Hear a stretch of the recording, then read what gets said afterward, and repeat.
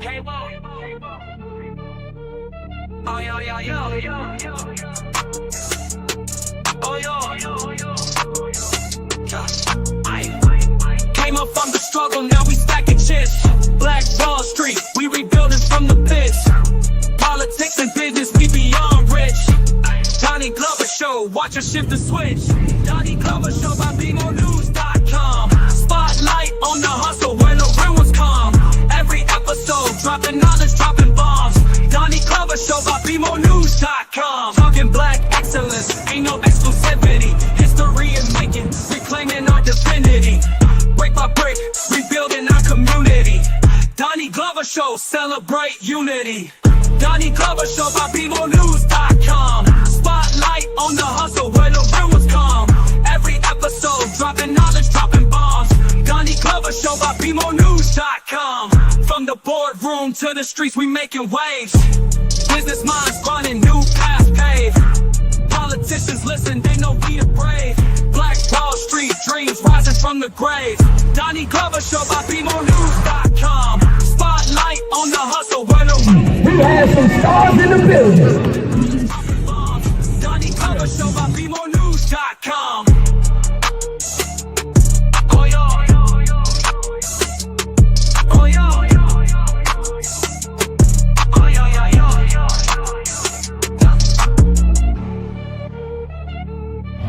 We'd like to welcome you to BeMoreNews.com, the news before the news, where we uncover the truth.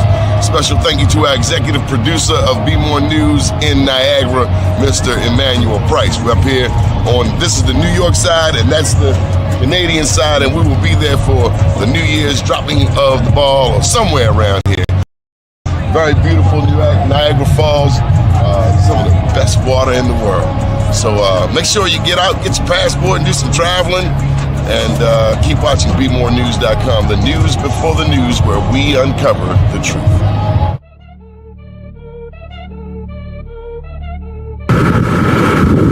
Welcome to BeMoreNews.com, the news before the news, where we uncover the truth. Here on Atlantic, Mississippi, with our very dear friend Corey Mathis. A beautiful town, New Orleans. Keep watching BeMoreNews.com. We're going to give you an update. 10 years since Katrina. The news before the news, where we uncover the truth. Wall Street, we rebuilding from the pits. Politics and business, we beyond rich. First name's Donnie, last name's Glover. In it to win it for the long haul, baby. Okay, today's guest is Mr. David Lidz. David, how are you? Oh, there we go. Good morning. How are you?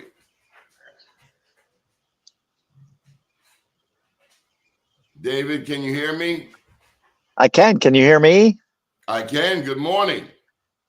Good morning, Donnie. Great to be here. Is this live? It is. You are live. Oh, is there a link I could share with my people? I did not know. Yeah. Where do you want me to send the link? You can send that link that I texted to your phone, the same link. Oh, really? Okay. I didn't know if that was a back end. Let me see if I can do this. Copy. And okay. All right. I sent it to my team, and hopefully they'll circulate it and pay attention. All right. So here's a good question to start with. Who are you? My name is David Lidz. I am the CEO and founder of a cooperative called Water Bottle Cooperative that rebuilds vacant housing in West Baltimore. Now, we can tell by the way you say Baltimore, you're not from here. You know, am I supposed to say? We got this ear thing. We know when you're from Baltimore, and when you know Baltimore. Nah. It takes many years of perfecting it. It's not a T. It's certainly not a B-A-L-T. Baltimore. Nah, I went swimming in the water in Baltimore. Baltimore. You're right. I moved down to Maryland when I was 10 years old, and I started picking up the the Baltimore I would say I know. And my parents right away said, what has happened to your speech? How about them O's? You know, it's like when you go to New Orleans. Yeah, of course. Yeah. You know people who are not from New Orleans because we mess up the name. Yep. The Right locals on. hear it. The locals immediately pick up on it. Right on. Caught me. And actually, I'm talking to you from Western Maryland, where I live. I have lived in Baltimore for several years. I grew up around Annapolis, and I now live in Western Maryland. So I think I'm what you might call a Maryland boy than particular to one part of the state. But I've been in Maryland since I was 10 in Prince George's County, in Baltimore, in Anne Arundel County, and now in Washington County, Baltimore City. Where were you born? When was I born? Where? 1965 in Detroit, Michigan. Which okay, so I'm going to be a little stereotypical. Does that mean you like Eminem? well, I imagine we're going to get into the story here in a minute, but the only feeling I have about his Eminem is that song he had, Guess Who's Back? That's your song. My song is you only get one shot, one chance. When opportunity comes, you got to swing for the fences.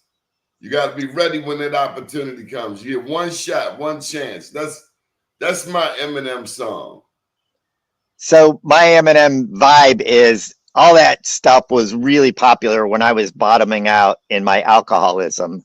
So right in that moment when I'm like sleeping in the woods and I stink and all that, and then I find recovery, so that Guess Who's Back thing, I don't know, that there's some kind of vibe that goes on my mind when I think about Eminem. But no, other than that, I was born in Detroit when my parents were attending university. We were originally a New York family, so we left Detroit when I was 4 years old. So I don't really. I'm confused, man. Are you a Detroit Tigers fan? Are you a Yankees fan? Or are you a Orioles fan? I grew up loving the Yankees of the 70s. No. I still have my full set of the Yankee baseball cards from 1978 when they won the World Series against the Dodgers. I could name every player in every position to this day. Okay, where was Craig Chambliss playing? First base, and it was Chris Chambliss. Chris Chambliss. And it was. Where was Willie Randolph? Second base. Where was Mickey Rivers? Center field. These are easy questions. These aren't even difficult. What do you want to know? Greg Nettles at third, Bucky Dent shortstop. I could probably still name most of the pitching rotation and their star reliever. I can name you what happened at the tiebreaker game at the end of the 1970 season where the Yankees beat the Red Sox to move on to the championship series against the Kansas City Royals. Okay, let's welcome Ty to the show. Ty, you're making me dizzy. What do you do? I don't think Ty knew he was going to be on the air. I think I told him. I thought he thought he was. To it? Yeah, that's what I thought. Yeah, we're on LinkedIn, YouTube, and Facebook, and it's we're here now. Nonetheless, okay. So, all right. Well, here's a trick question for you. Okay. Can you name the same positions for the Orioles at that time? Pretty close. Let's see. Brooks Robinson would still have been playing third base. I think we had Mark Belanger at second, shortstop, Rich Dower at second, Eddie Murray at first. No, not no Rich Dower. Bobby Grich. In 78? Yeah, maybe. You might be right. I'll take your word for it. No. See, I don't like not knowing. See, now you got me started. Okay. Go ahead. It would have been Eddie Murray at first. Ken Singleton usually played Eddie right. Murray and Singleton. Lee May. Lee May at first in 1978. That you might be right. I was a Yankee fan at this point, so Bobby Bush was gone, but no, Bobby yeah, I think so. 70 to 76. Yeah, I think so. Golden Glove, man. Yeah, great Paul player. Blair, center field, Al Bunbury. And Singleton were the outfielders. Singleton got right field, but Singleton got fluctuated to first base. Really, I don't remember that. Yeah. I mean, that's back when baseball was baseball. And you know, here's the interesting thing, David. And I'm just keeping it 100 because that's all you're going to get from me. Right on. Baseball has died in the black community. Yeah. The black players, they used to go down south early on, 40s, 50s, 60s. Not just down south, I mean Caribbean South. They would go to Dominican Republic and other Latino American countries, Latin American countries, and teach baseball. Nice. Oh yeah. No, it wasn't nice. They worked themselves out of a job. Oh, I get you. See where you're going. Yeah. The Orioles have one African American player. See, when I grew up, there were black players all over the place, and the white players were cool too. And Memorial Stadium was a place where everybody felt at home. All of the times I went there, I never remember any hostilities in the home of segregation. You know that's what Baltimore is, right, David? The home of segregation. I know Baltimore definitely has a rich history of it. I know Baltimore is where. Man, no, 1910. The mayor was J. Barry Mahul. Roland Park had just been built, and America's first suburban garden community. And the people who lived in Roland Park did not want black people to be able to move in. Yes. I know about the 1911 legislation, which was some of the ordinance. Yeah, okay. Yep. Blacks couldn't move into white neighborhoods, whites couldn't move into black neighborhoods, and we've suffered ever since. Yes.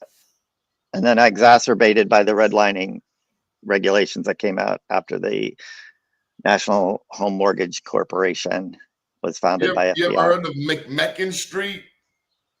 Yes. The mayor at the time was J. Barry Mahul. McMecken was the black lawyer who used to kick sparks in his butt. George McMecken, famous lawyer, went to Morgan. Nice. He had a brother-in-law named Ashby Hawkins, and they would fight in the courts. Nice. To derail this American apartheid. Yeah, that's what it is, what it was, and what it remains. Agreed. So what brings you to Baltimore? Let's see. I bottomed out with my drinking in 2002, and I went to rehab in Annapolis, and they sent me to a sober house in Catonsville once I was done in rehab. And I got myself in an AA meeting at the corner of Liberty Heights and Garrison at the firehouse there. It is called the Mustard Seed Group, one of the oldest AA groups in the nation, by the way. And it is a black AA group. And in the course of walking between Catonsville and Liberty Heights and Garrison, I noticed the beautiful housing stock, the Victorians, the row homes that, were majestic, but were also crumbling. And I started poking around because I was just, curious, stunned that all of this beautiful housing was just falling apart that way. So I started really examining those blocks and those neighborhoods and those structures. I started studying the history, and in the course of all that, somebody gave me a job trashing out those properties for the banks. I don't know if you want the whole story, but this is where it all begins. I got nobody else would hire me after I came back from my bottom. but these folks that were trashing out properties and changing the doorknobs would. When'd you And take your first drink? I was 14, so that would have been Oh, you were late. 1970. I guess I never really Yeah, thought of I it that thought way. you started like 4 or 5, like the rest of us. No, but I'll tell you this: Here, the moment I put it in me, it was on. Like I began drinking alcoholically in that moment, sneaking liquor in my saxophone case into middle school. So I don't know if that was late or early, but the moment I put that stuff in me, it clicked. It made me feel it. It changed the way I felt. I felt like an awkward outsider all the time, but if I had some liquor in me, I felt like I belonged and I could talk to the girls. And I think that is a definition of an alcoholic, by the way. If you can't manage yourself without some kind of chemical in your body, then you might have a problem. At least that is my definition, and that is how it worked for me. And it took me 22 years of drinking myself to death to finally find another way to feel like I belong here on did this any other planet. drugs come into the picture? I was a constant weed smoker. That was my whole 22 years, drinking and smoking weed. I experimented with some other stuff, but it just didn't click with me the way alcohol was my love. Also, I was just kind of lucky. Nobody ever put anything really hard in front of me, so I never tried heroin, but I have this addictive personality. I imagine if somebody had put heroin in my veins or Percocet in my stomach, I would have gone down that path too, but I just never bumped into that. So I had a childhood friend. He was shooting dope by 14. yeah, I was around people like that. I saw them, but I don't know. Well, I didn't really know until later in adulthood that my friends had experienced that. I found out that the girl I went to school with, by the time elementary school came, she had been essentially raped by her own oh yeah. father. You never know what children are coming to school with, what drama they are coming out of. Yeah, I know a couple of stories like that too, which are just awful. You know, Baltimore has a lot of hidden, covert trauma. Yeah, that people are dealing with. I've been on the streets for 20 something years now.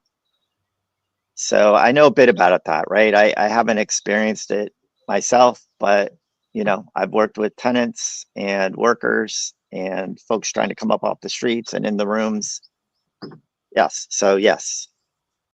And then there's mass incarceration. America represents 5% of the world's population, but we have 25% of the incarcerated people.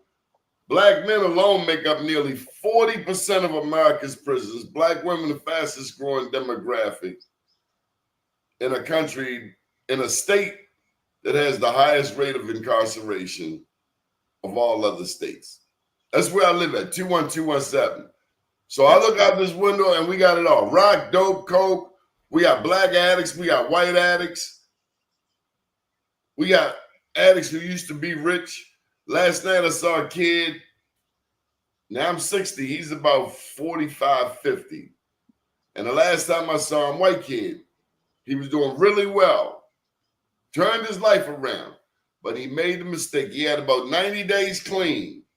And he just had to come through the whole neighborhood to show his friends, look what I did. Yeah.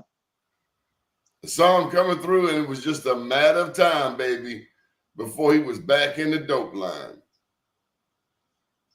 Yeah, I in little less than a week from now, I will celebrate 23 years, but I still live in horror that could be me. But for the grace of God, that could be me. Me thinking that I got this thing and I'm cool and I'm good and I can get, lazy or cocky about it. Then there's the guy that got 25 years clean and decides He doesn't want to work at the needle exchange van anymore. What the hell? Let me just throw this 25 years away. Let me just go get a bag of dope. Yeah, I've known a few people in the rooms. 25 years clean, Yeah. man. I knew a guy that had even more than that, a World War II Navy veteran, had decades and decades. And one day he was at a Christmas party and he decided, you know what, it's okay for me to have a glass of wine. Yeah, it's cunning and baffling, right? That disease. So for those that don't know, somebody's been drug and alcohol free for 25 years, and she decides to drink that glass of wine. What's the general consensus of what will happen to that person? The addiction picks right up where it left off. Actually, we say in the rooms that it's been lifting weights all these years. That on steroids. Yes. So when we put that chemical in us, not only is it as strong as it was back then, it's geometrically, exponentially stronger because it's been lying in wait and working out, waiting for that day that we get weak.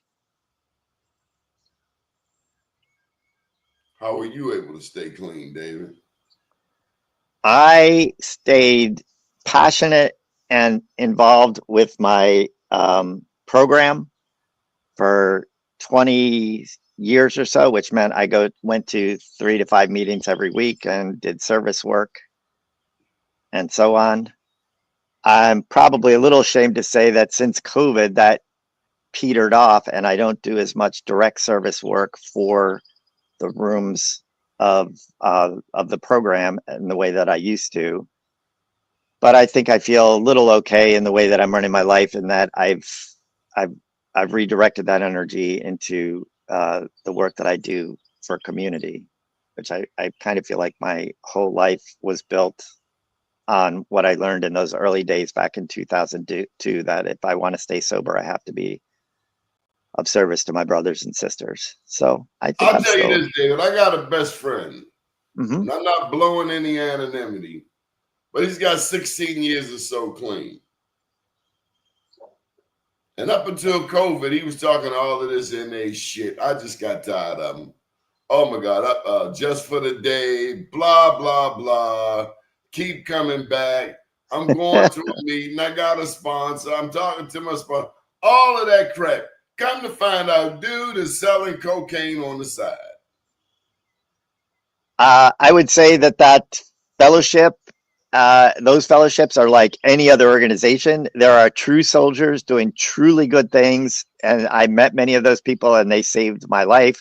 At the same time, there are charlatans and hucksters and predators among that group. You can name me any other organization in the world, and there will be the same blend of sinners, saints, predators, and heroes, I think. So I would not throw the 12-step programs under the bus because it's not the program. It's not the religion. It's not Islam. It's not Christianity. Yeah. It's man. Yes. Right on. The religions are fine. Yes. It's when man puts his hands in it. Right on. Don't get me started. Okay. But there will be people who do wonderful things within those constructs or those traditions, and we should hold those folks up. And there will also be people who do scandalous things within those traditions, and we should stay away from them. And if you're in NA and you sell dope, to me, you're a worse human being than Donald Trump. And right now, he's leading all ballots as a horrible person. If you are selling dope in NA, you are a predator. Damn right. Yes. Somebody should take you out back to the woodshed.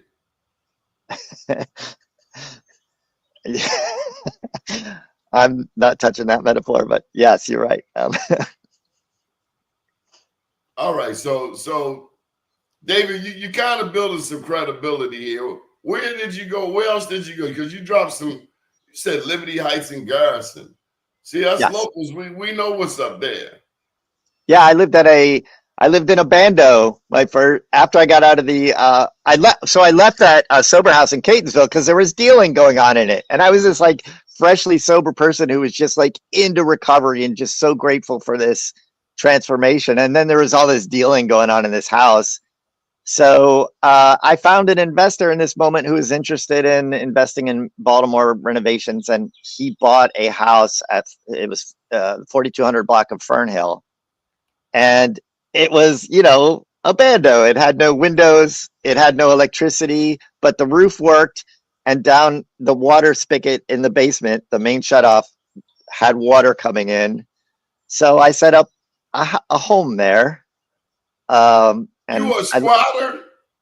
No, I had the guy had the deed, and he gave me the permission, and we were supposed to, you know, I was supposed to start helping him rebuild that house. Do you know how it is being a black man in Baltimore? You buy a home, and then you're in a historically black neighborhood, and you're watching Fox News, and Mackenzie Frost is talking about the squeegee kids, and you're like, blah, blah, blah. But you look out your window and you see white squatters. I'm just keeping it 100.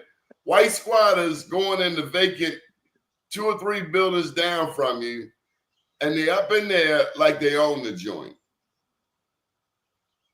It almost happened on my block, Carlton Avenue. Let me tell you, it didn't go well. Mr. Mack lived next door to me, and he and I think it was his mom that were in that house, in the next house, had been on the block forever, and we got along fine. You know, though, I mean, well, there was an incident where I ended up getting arrested and spending the night in central booking that happened on Fernhill, and there was some racial tensions in that moment. So yeah, so I guess I'm a little bit familiar with the energy you're talking about. When Martin O'Malley was mayor, black people got locked up in Baltimore like it was going out of style. Mm-hmm.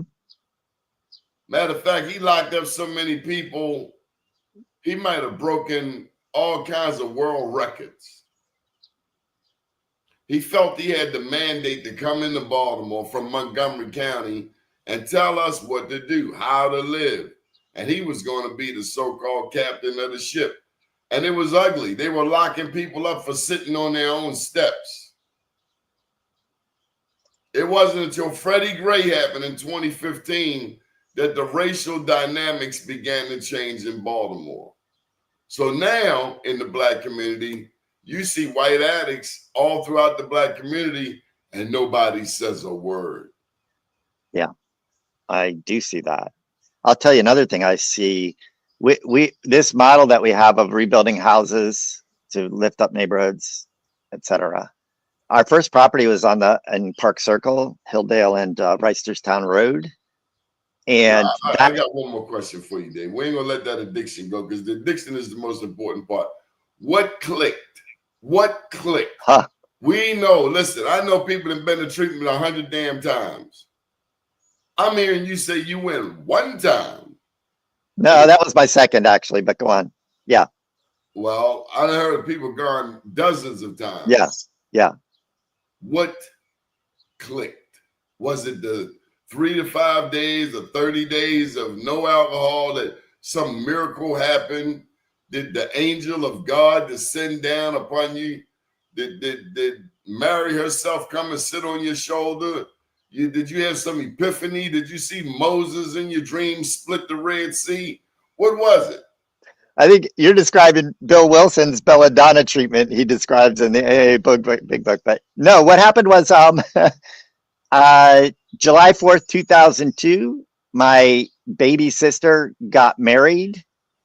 I had been sleeping in the woods because I was at a very low alcoholic bottom, and my family came to the woods a few days before the wedding and got me out and had me take a shower and put me in a tuxedo. No. You needed more than a shower. Hey, bro, if you've been out in the woods and you've been funky for 30 days straight, I imagine they needed to sit you in a bathtub and soak you.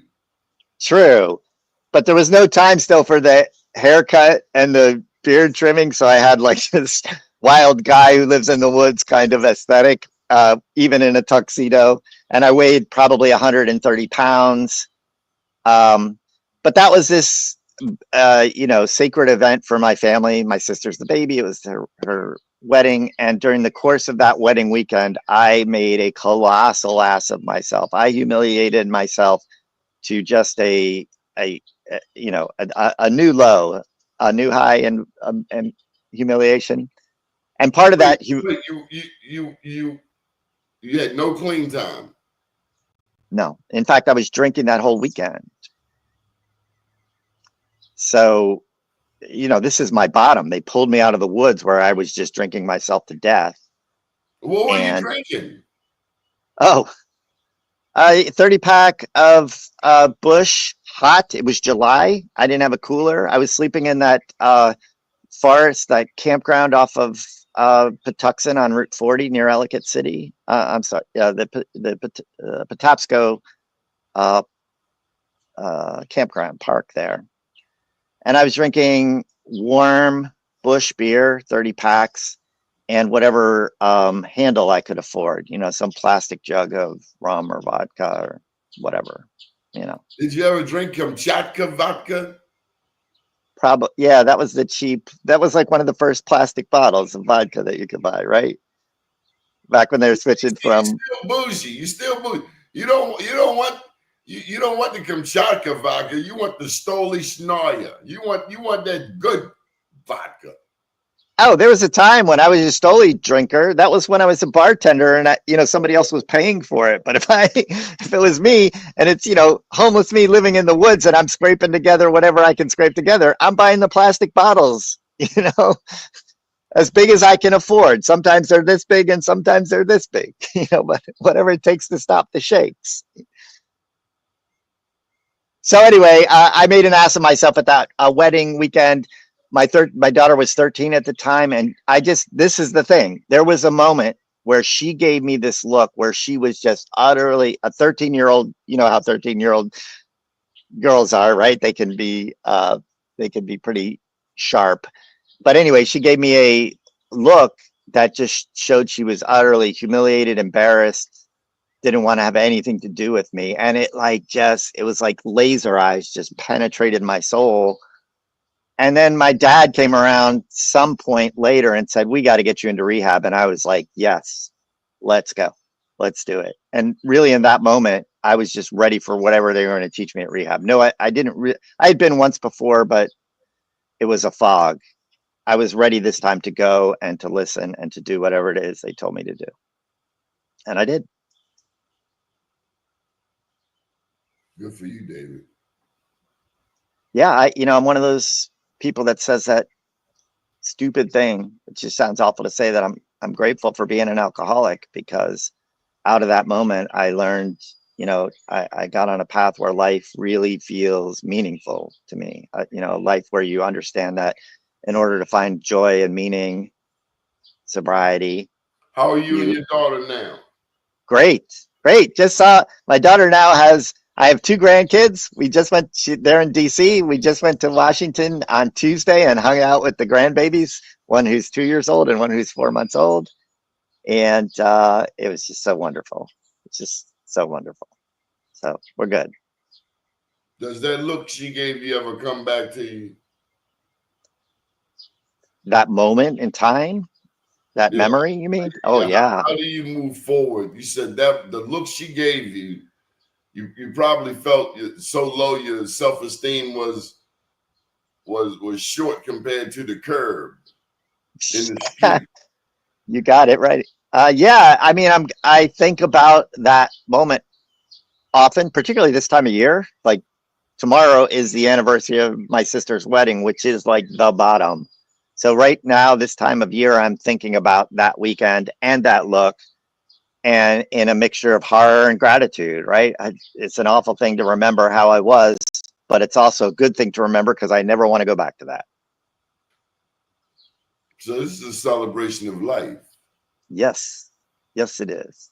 My mother's birthday is the 4th of July. So in my house, people nowhere would understand. At our house, yeah, my dad was a veteran. Yeah, he might have put the flag out front.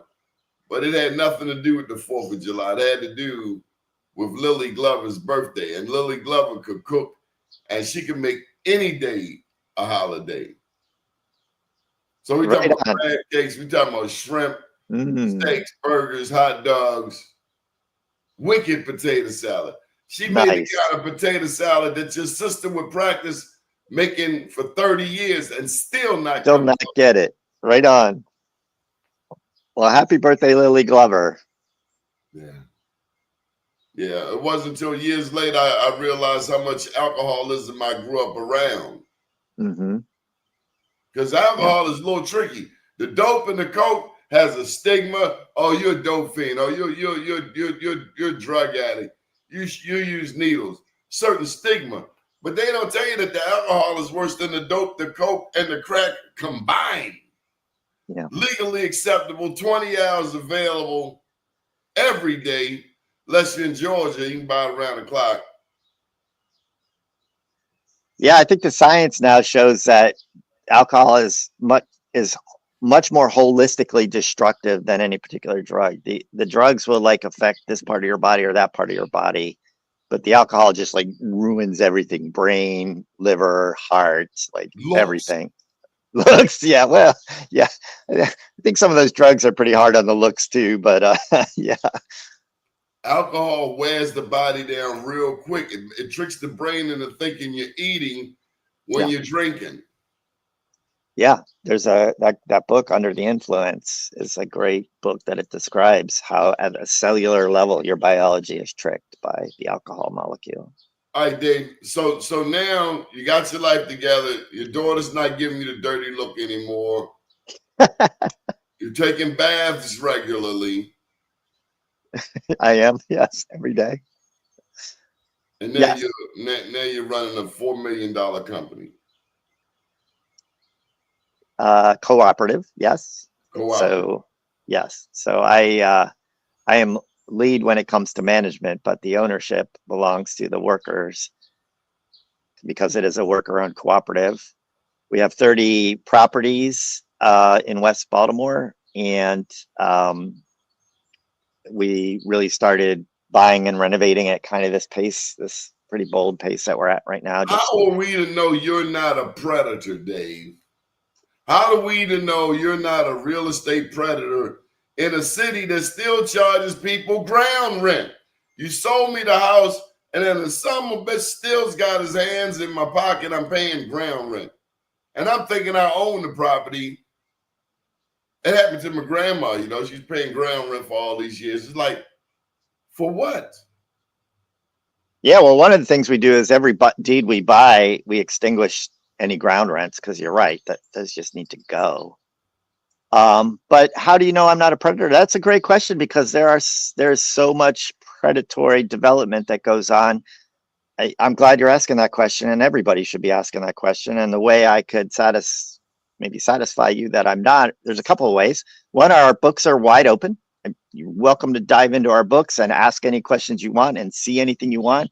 Our internal communications are wide open, except for issues involving tenant or worker matters. Those are obviously closed, but everything else is wide open. Another way is we would welcome you to come out on a tour to see our work, to see our properties. And then the last way is one of the reason I reached out to you is because I understand you to be a neighborhood leader.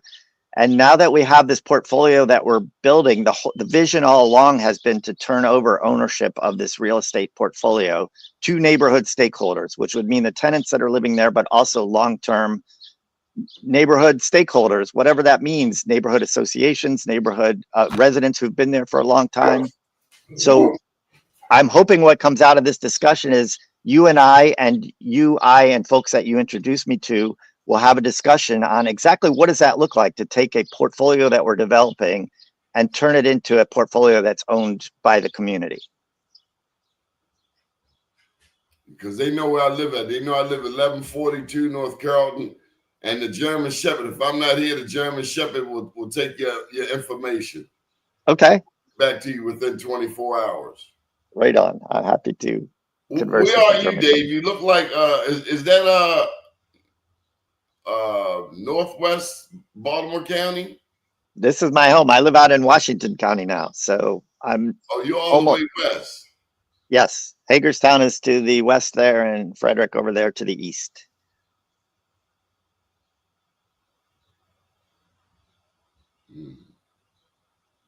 You got some black people in Hagerstown. Yes, there are. You got a jail up there, don't you? Yes, there are several of them. Really, it's a whole See, they're getting complex. their tax dollars. Those inmates, their tax dollars should be coming back to the hood. There's so much we can critique about the prison industrial complex. That is definitely one element we can critique. Yes, and there's plenty more. I'm happy to pile on the criticism wagon with. So, who's to say you're not the Don Quixote of the 21st century? I think only historians 100 years from now will be able to tell that or not, because there are a lot of days that it feels like I'm tilting at windmills, and there are a lot of calls that I'm on where I'm expressing this vision, which, by the way, we want to scale. You know, we want to get 1,000 properties in West Baltimore in the next 10 years, and we want to scale our model to other cities like Detroit. And when I say things like this, and we want to raise $100 million in the next 5 to 10 years to do all of this, so when I get on calls and say these things, I think there are people that think I am the Don Quixote of 2025. But then I would, same thing, like come and see the work, come and look at our books, come and see the collateral that we're writing to describe how far we've come, the struggles that we faced, how we are learning from our struggles, and how from that learning we think this is totally doable.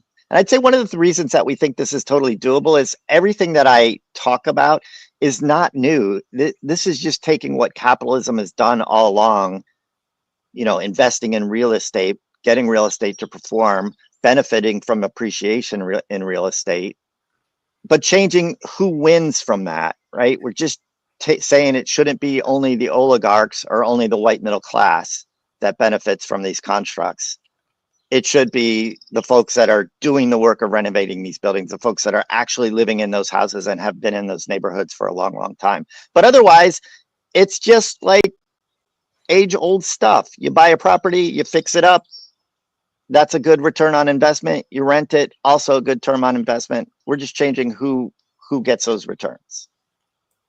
Have you ever been told that you look like Dana Carvey?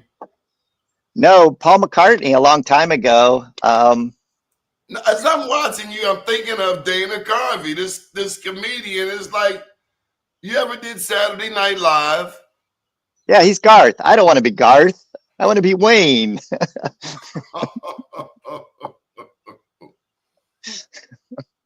So what's this stuff about the workers having equity in the company? Is that just a crock of crap? Oh no, it's real. Like, we have operating agreements, we have legal documents, and we have regular meetings of the workers. They form committees, they establish policies and procedures. We have pushed project management of the construction projects all the way out to the front lines to kind of eliminate middle management kind of taking in bullshit. To Does really, this mean I get a Roth IRA if I'm an employee? Does this mean I get a 401k, or what type of package do I ultimately get? I mean, for you to be able to go around and say, hey, Donnie Glover works for me and he's an equity owner, people will be looking at Donnie, well, what do you get, Donnie? that is such a great question. So we did this conversion in 2020. So we're still kind of in the early stages of having these discussions, and getting the workers really didn't understand what we did back then. The stuff I'm describing now, where they participate and they vote, that is all strong and good, but it's still early stage. Folks are still trying to get their heads around this. But ultimately, it really does mean they own the portfolio. And you're asking, well, do they get long-term benefit? The deed, all the deeds are owned by an LLC that is owned by the worker-owned cooperative. Every worker can be, and right now is, a member of the cooperative. And in cooperative world, that means one person, one vote. So right now we have 23 members, I think. No, I don't Everybody, want to vote. I want to know how much equity I have. What can well, I then take to the right, bank? right. Because I want to take this and buy a house on Powhatan. so you can't right now because we're still early stage. We own 30 properties, but only 15 of them are finished. That means our balance sheet is negative right now, right? We have more properties where we're still pumping money in to finish them than we have properties rented. Man, this sounds like I'm still working for the dope man. I ain't gonna never get for my this. I got 100 of them on the arm. I paid him for 50. I'm gonna pay him for another 50 next week. But then he gonna give me another 200 on the arm. I'm gonna be sharecropping a dope drug dealer lifestyle for a long time, David. When am I gonna be free? Slavery Well, is slavery. oh, no, no, no, no, no, no, no. I'm going to push back hard on that. You are part of a group of workers that do own the deeds. Soon we'll have tenants also owning those deeds. You have a business that I went out and worked very hard to raise a bunch of money to invest in at very good rates and to get some grants to help make this whole thing work. So that when you finally get to the point of in a couple of years where you've got, say, 40 or 50 properties that are rented and 10 that are under construction, which is how development works, right? If you're going to do a development, right, they're not going to all be finished in the first day or even the first year or even the first 5 years, right? You're going to have to build that thing. But here's the thing, once you've built it, you own it and you get the wins, not some out of town developer, not some fancy, Italian chewed financer. You, the workers, and you, the tenants that were there to get this thing up to a point where it actually does have $2 million, $3 million, $4 million in positive equity. That actually for real, no bullshit, belongs to you. And when those properties are renting and that is creating a profit, you do get an annual patronage dividend, which you, the cooperative, you, the 24 people, get together and vote on how you want that distribution to look. Nobody interferes between you and that money. That is yours.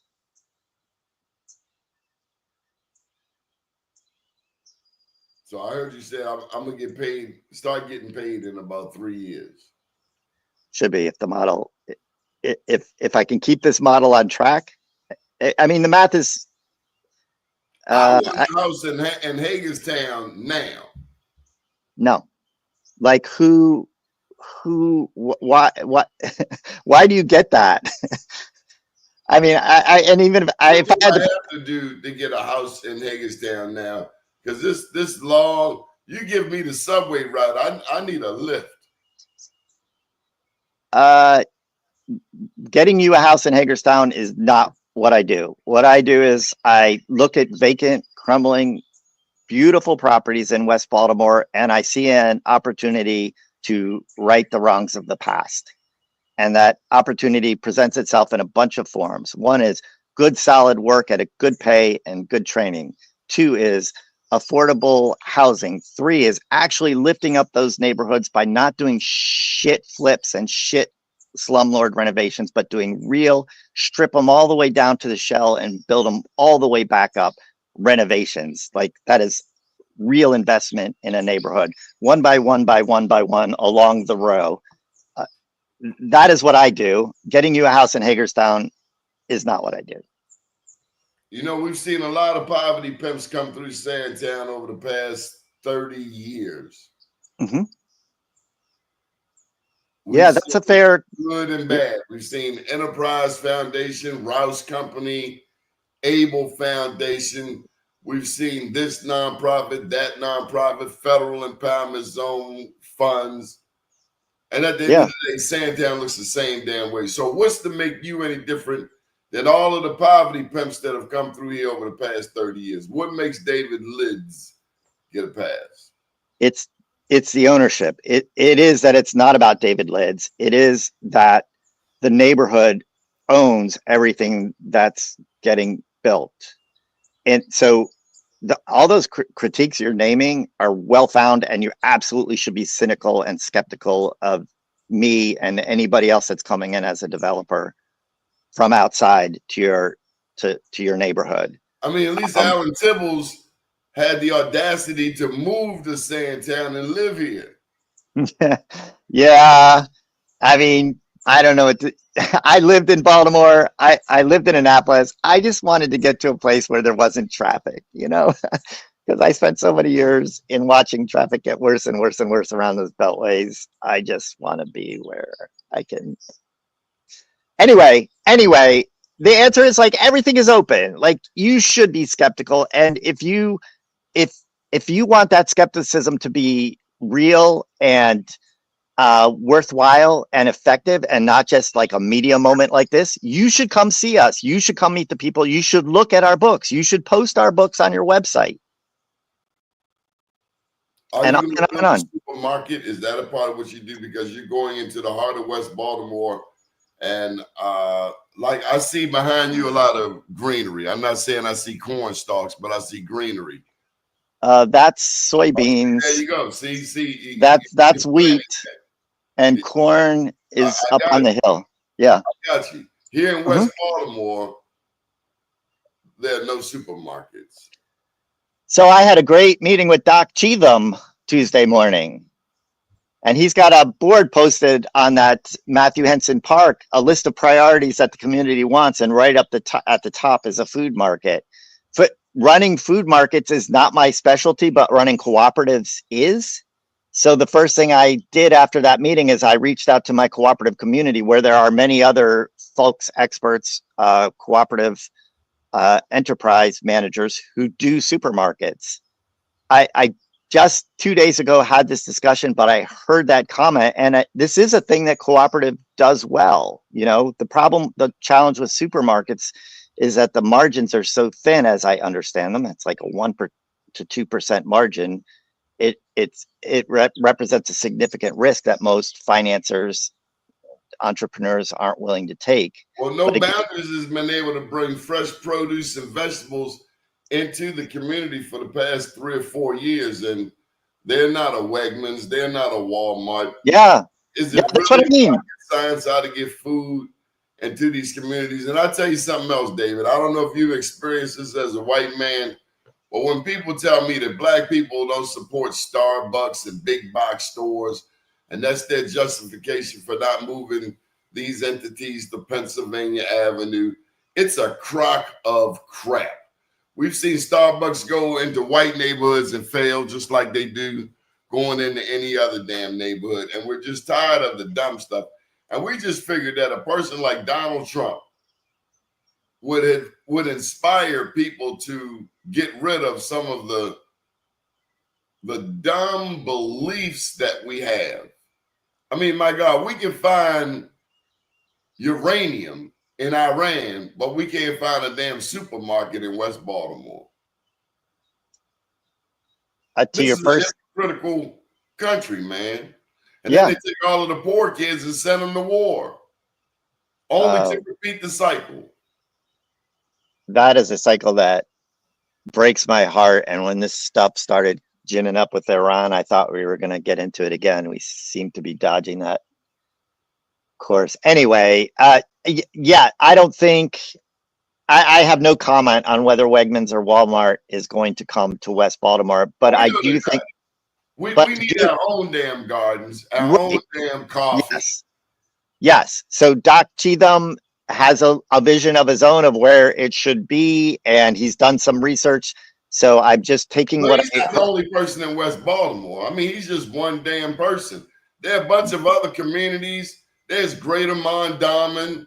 Yes. There's the real Sandtown, which starts in Monroe, comes over here to Fremont, because Doc likes to say he lives in Matthew Henson. Yeah, and actually, I should have the specifics on this ready, and I don't. But Winata, the West North Avenue Development Authority, did set aside a bunch of money for a grocery store. It's along North Avenue. I think it's over close. What's that? North and Park, down by 83. Yeah, down by down by 83. See, they get it. We need some of the farmers out there. Come on, go ahead. Well, no, everything you said. Like, so I heard this from Doc Cheatham. the reason I called you was not, I did not know this was going to happen today. What I wanted to learn from you is, how do I get engaged with the Sandtown Neighborhood Association and with the Easterwood Neighborhood Association? I have to vet you first. I can't have you coming in on my name and they be like, Donnie, you didn't even talk to us. I'm not that cheating. I'm gonna put you right here on Front Street, because they're gonna knock on my door and say, "Oh, I know him." Yeah, I'm not pushing back on that either. I just want you to know, you're telling me there's other people in the neighborhood that have these ideas about, say, for example, food markets. That is why I came to you, is to have these conversations, to hear those other ideas, to meet those other people, to meet those other associations, see what other ideas are out there. And we are a cooperative that is a growing force. I mean, we own 30 properties now, and hopefully in 10 years it'll be 1,000 properties. This is a force that is supposed to be good for the neighborhood. So we want to start right now exercising whatever power, whatever organization, whatever, sweat we can, money we can, to ideas that the neighborhood. Lawyers. That's one thing we need. We need lawyers for the elders who don't have a will. Can you help with that? I don't know how I would help with that right now, but I am happy to I'm happy to hear more about this issue from you. Lawyers to help create wills for seniors who don't have a will for their property. Okay. Homeowners who die. Yes. So that is an issue I'm very familiar with, because often we're right next door to one of those properties and we sure wish it wasn't vacant anymore, but the deed holder is dead and we don't know. We don't know what. The deed holder is dead and the grandchild does not give a SHIT. Yeah. So that is an issue I'm very familiar with. They live in Randallstown. Yeah. And then that issue breaks out two ways. One way is there are no heirs who care at all. And in that case, that property should just be released so that we can get on with the business of redeveloping it. That's from your perspective. If my grandmother spent 50 years paying for this, you did not let me finish my sentence. The other way is that deed represents the only wealth, or a significant portion of the wealth, of that family. And there needs to be a way to track down the heirs and make sure that they are taking advantage of that rightful inheritance, right? So those are the two challenges that spring out of that land that's just sitting there. Well, the sounds real nice and altruistic, but nobody's doing that. Right. Saying, hey, you left 50,000 on the table. I don't know what world you're from. They're not saying, hey, Donnie, you left 50,000 on the table. Nobody's doing that. Yeah. But they say, hey, Donnie, I'll give you $20 for that house. Every day I get a phone call. That is something I have a whole slide deck on, and that I have preached about for years, about the extraction that goes on when those characters in this world are called bird dogs. Did you know that? The people that call you up and send the postcards, and things that they have a different word for them, but it fits. Bird dog. Okay, that'll go. They're bird dogs. They're out hunting for cheap deeds for flippers and for wholesalers, they're called. And when they put the signs up, there's a term for that too. Those are called bandit signs. We pay cash for houses. They don't have any cash. They just try to get you to sign on a really extractive, super low priced contract that they can then assign, that they can sell. And the stick up man. That's what we call them, the stick up man.